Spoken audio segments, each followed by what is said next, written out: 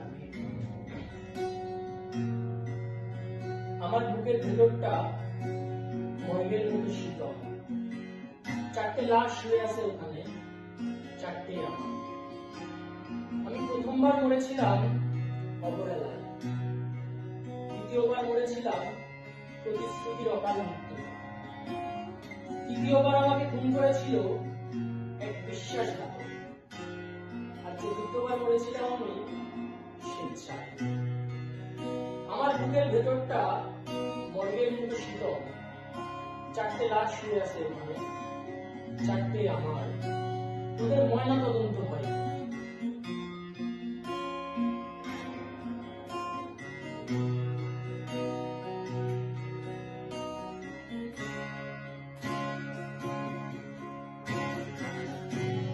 দেহ পাশে কেউ কেঁদো না,